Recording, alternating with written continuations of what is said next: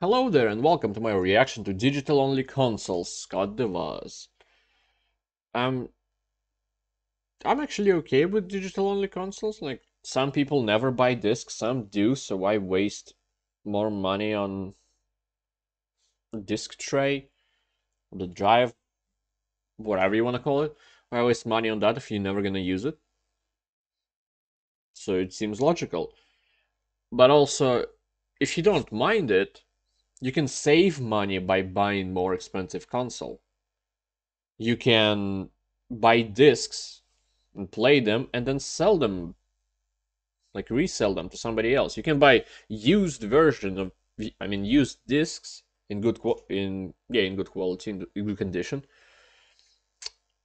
Play the game, beat it, or if you don't like it, just don't beat it, and then sell it again. So you can save money by paying more for the drive, but also it'll take time, but still, you can, I guess. But anyway, let's see what Scott says. So if you want to help out the channel, check out the links in the description below. And if you don't want to, like, comment, subscribe. Let's begin. Hey y'all, Scott here. Dumb. A product for those who hate owning products. What could that be? Well, I would show you, but I don't own one. I hate owning products. We're living in a world that's been consumed by digital goods and subscription models. Nearly every form of entertainment can be enjoyed via the internet. There's no need for DVD collections or a CD binder in the car because that's just dangerous. Over the past 2 decades, we've seen a lot change, going from CDs to music downloads to music streaming to sitting in silence. This is how most consumers prefer their media, without atoms. And gaming has been slowly but surely heading in this direction as well, though it's much more difficult. Have you ever tried downloading a whole video game? Of course not. By the time it's finished, you're dead. These files are so damn big that not only does it take forever to download them, they fill up your console's storage immediately. Only after a few games do you have to start dieting. Oh, maybe just this once. That's why. But if you think like downloading speed, it's depends on your internet. As a lot of times, and also you can, if maybe using Wi-Fi and you don't think it's fast enough, you can plug in a wire and maybe that'll be faster. Or just put it overnight and then you wake up and play. Like, who cares? Physical video games will remain relevant for the foreseeable future. Like, come on, this is great. But there are some benefits to digital, one being more space for my feet. Plus, video game companies love it. You can't resell your game. Refunding is much harder to do. They don't have to ship the game to retailers. They make far more money from a digital purchase than a physical one. So, let's do it! Let's create a console that can't even try to play physical games. What, did they just shove gum in there? Digital-only video game consoles, Satan's latest party trick. So what's the deal with these? Why do they exist? Well, digital-only consoles have been around longer than you may think. Zeebo, anyone? Yeah, I own a Zeebo, because what was I gonna do? Not. A budget Brazilian console that only played digital games from a wide variety of big-name publishers, mind you. These were mostly ports of mobile phone games, so it's not like we were missing out on much with 2009's digital-only console spectacular. Wow, Resident Evil 4 FIFA Crash Nitro Kart? What the hell is that? I'm not sure if this counts anymore. However, I think this was an important step because later that year, Sony took the plunge way earlier than they had any right to with the Psp Go. The PSP had a few criticisms lobbied against it. For one, it was functional, and the Psp Go fixed that. Okay, so this was combining the popularity of smartphones and slider phones. It is. PSP is surprisingly functional. I wish I knew he would be talking about it so I could maybe prepare it. I don't know where it is. Damn it. I want to pull up my PSP. It still works. The only problem is that the battery fucked up. But it works on the wire. I mean, like, to connect it to the wall and stuff. So that's pretty good. And I've played it intensively for a few years and then stopped. It's probably about 10 years old or something. The original piece, not the original, it's 3000 version. So yeah. Smartphones because it's digital only. You download everything. In 2009, I mean, those smartphone apps were tiny in size, so they could download fairly quick. PSP games were hundreds of megabytes or a couple gigabytes, which I know may not seem like a lot these days, but inflation's a bitch. Back in 2009, this would take forever to download. It was truly ahead of its time in all the wrong ways. While releasing a digital-only console 5 years into a system's lifespan doesn't seem too awful crazy these days, it was back then. Customers were confused. I know I was. I didn't even realize this was digital only back then. I just thought that's how PSPs look now, but frankly, could you really blame me? The fact it was digital only always felt like a footnote. The subtitle Go kind of put it in the same league as something like a Game Boy Micro to me, just a smaller version. But if you are willing to go all digital for the sake of portability, the Psp Go does have a pretty sleek design. Closed, it's roughly the same size as an old iPod Touch, so at least you have a reason to go all digital. Because the original PSP, man, putting that in your jeans, it would easily give you what I refer to as PSP leg. What's wrong with him? He's playing Daxter. Now, one of the defining use about the PSP was the memory cards. No onboard storage. Instead, expensive as all hell dinky ass sticks. 32 megabytes? I've sneezed bigger stuff than that. Well, at least the PSP Go comes with 16 gigabytes of onboard storage, more than any other Sony portable has ever shipped with, which is very sad. But when you're a digital-only console, I can't help but think this is also pathetic. Hey, 2009 was a different time. 16 gigabytes of storage was a lot, and flash storage at that, much more expensive than a standard hard drive. But the PSP Go was already pretty damn expensive, and when 16 gigabytes of storage is all you're getting, and when you fill that up, you can't get any more games until you delete some or buy a memory card that's also damn expensive, it's just a situation where I go, just give me the regular PSP for Christ's sake. It just flat out didn't make sense to go with this compared to the normal version. It's not like Sony discontinued the regular PSP. You could still buy it, and for far cheaper, also meaning literally every PSP game would work on it. Not all PSP games were available on the digital PlayStation Store, so with this model, you could play everything while also going all digital if you really wanted to. This one had a neat little slide mechanism that could wear out over time. It couldn't play all PSP games and was more expensive. 2 years later, the PSP Go was more so a cute little f*** up rather than something that pissed me off. It didn't feel like Sony was going all digital with this one just to make more money via the PlayStation Store. What the hell kind of flashback was that? I got a flashback to my friend having a PSP Go. What the hell? Why didn't I remember it was brought up? Fuck you, brain. But yeah, my friend did have a PSP Go. I was opening up. It's kind of cool looking, but yeah, I would assume that the slider would just break at some point, depending how much you use it. It more so felt they were saying, I have an idea on how to make the PSP better. We don't. Doing a digital-only console wasn't as scary as it is today. Back then, there wasn't as big of a threat that physical media was going away forever, so this just seemed like something to point and laugh at. Damn it. In the coming years, digital media was rapidly starting to take over. I mean, the major consoles all started to offer their big budget retail games day and date digitally.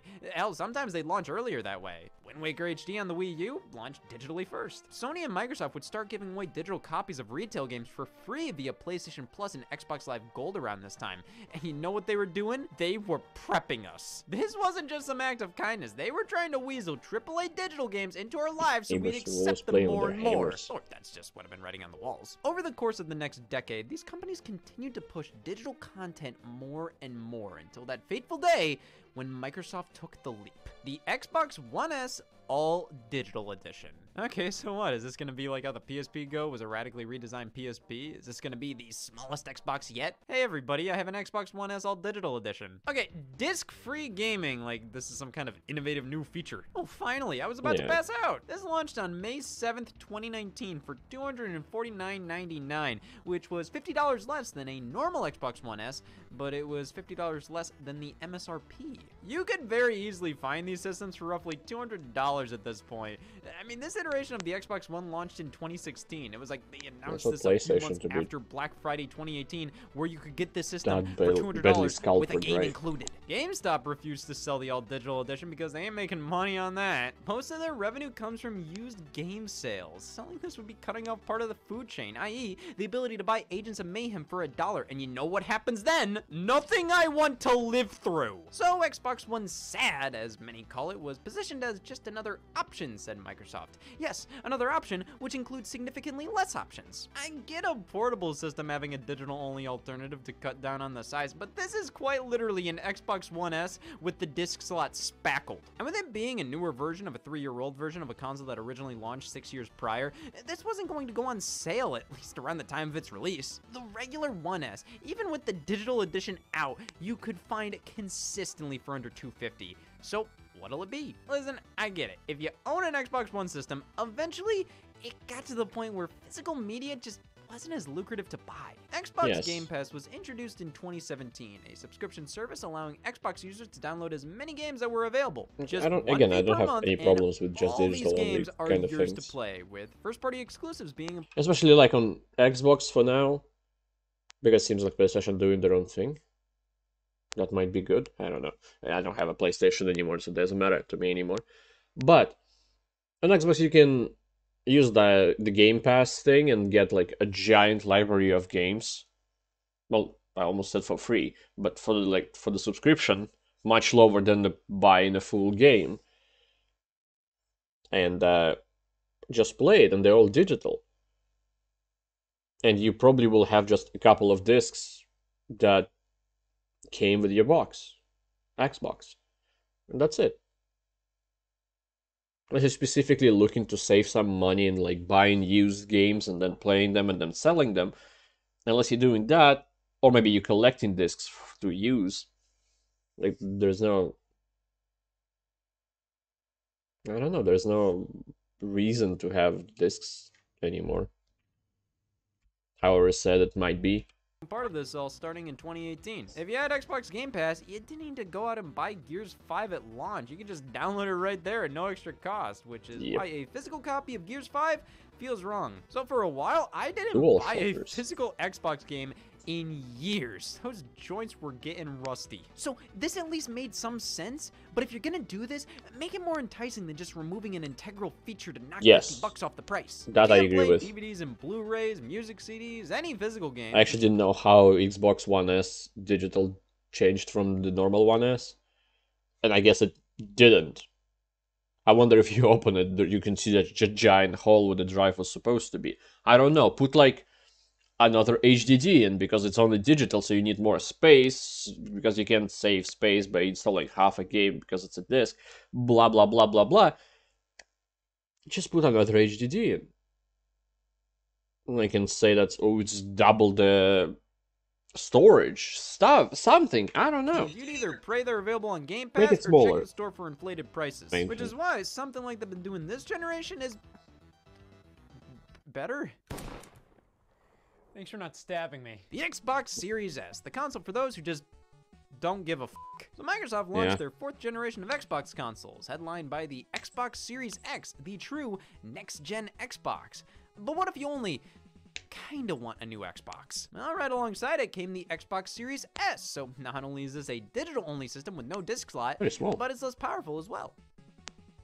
Sounds great! All adding up to a console that costs $200 less than the Series X. Alright, bravo for giving a much more legitimate reason to buy this, and plus the design is entirely different.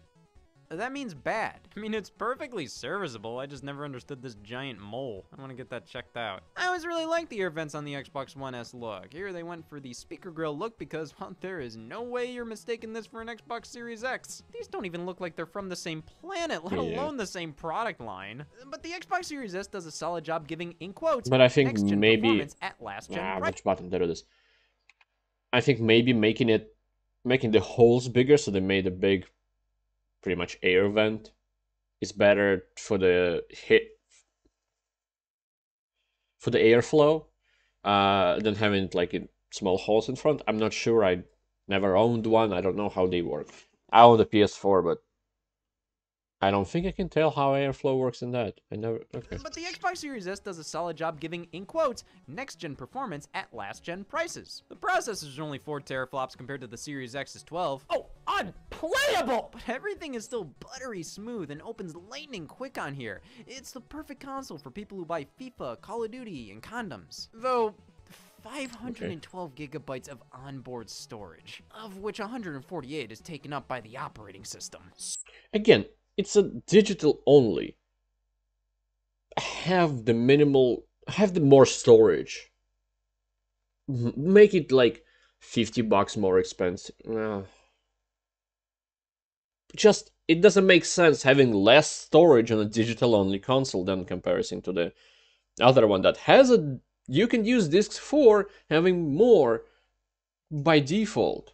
Yeah, you can probably increase it by buying additional things, but not a lot of people would do that, and they would just struggle while having to delete Warzone, How much is it weigh? Is it 200 gigs? I don't remember. So, that Giant means fucking you can game. store, I don't know, 2 Call of Duty games. This is one of the biggest problems with these types of systems. They want you to buy these consoles, but they don't give you enough storage. How am I supposed to go all digital when 90% of my time is going to be spent managing my files? You can always buy an Xbox memory card to upgrade your storage amount. See if I want to get 1 terabyte. That only costs... Just buy a Series X. The PlayStation 5 similarly launched alongside a PlayStation 5 Digital Edition. Many have pointed this out already, but it does very much seem like Sony originally developed the PS5 Digital Edition first. This looks much more natural compared to the standard disc-based version. Yeah, this one is only $100 less expensive than the standard PS5. But it's exactly the same. I understand everybody's financial situation is different, but if you can afford a $400 console, I assume you can wait just a little longer to afford a $500 one. At least the Xbox Series... Are you talking about these years where if you wait, if you're not gonna pre-order something, even if you pre-ordered something, a lot of people had trouble with that, you can't fucking get it. Because some fucking scalper ordered 15 of them to resell them for double the price. It's not because this was less expensive by a far larger amount, an amount much more deal-breaking. But even then, you're not saving money with these. 99% of the time, you will get a better deal buying a physical game compared to its digital counterpart. You can buy it used, different stores have different prices, different sales. The fact is, Mass Effect Andromeda is $1 at GameStop and only available via the EA Play subscription service on Xbox digitally. If you had a regular Xbox, you could just buy that game for $1, but with the digital-only one, your only option would be to get EA Play. So, who wins here? Nobody. Even if you only buy digital games, why limit yourself? You can only buy digital games if you want to with a disc-based PlayStation or Xbox console. That 100 or 200 you're saving buying them in comparison to the standard versions, that's not going to last. Because all those games you buy digitally, you can find cheaper elsewhere physically. But this isn't really supposed to be a debate about physical versus digital games. I actually prefer digital in some ways, but I will always favor it being another option rather than a replacement. So I totally understand why, even if physically you could get a game cheaper, you'd rather go digital. You don't want to deal with clutter, I get that. But why block yourself off from ever having the option playing a physical game? If these digital-only consoles gave you the option I understand to where purchase she's coming a disc from, drive but accessory you could plug into the USB port, fine. I'm the kind of person that always think like, oh, that's an option, that's an option. I had my like DVD-RV or whatever drive in my PC for I don't know how many years, last years, maybe 5 last years. I haven't used it once. And I just took it out when I replaced the parts like 3 days ago. Just why? It's laying over there on the floor. Just fuck it. Like, it's working totally fine. I just never used it because I don't need to. It's just weird. I don't know. It is. I guess it's still an option.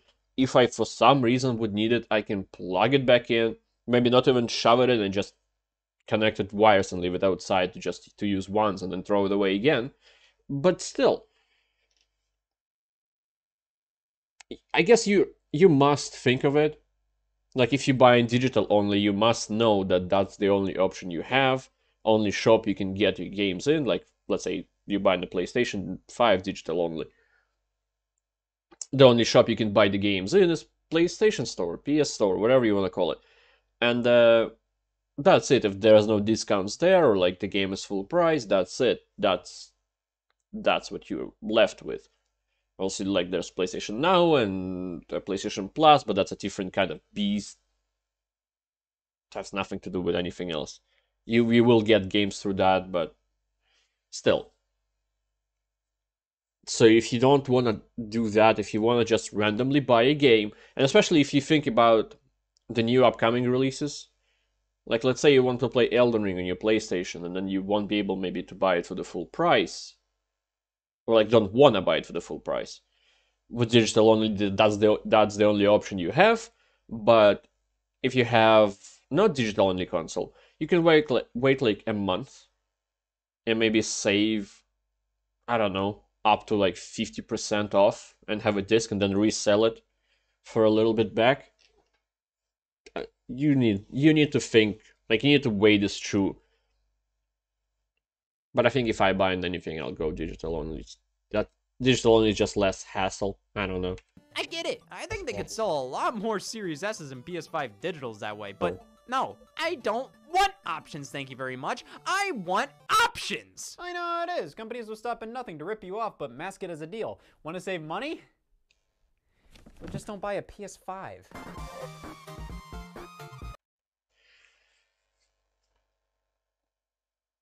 Yeah. I think I said everything I wanted. I've got nothing left in me, so thank anybody who watched this. I appreciate it a lot, and I'll see you next time. Goodbye. Have a great life, because one of us has to.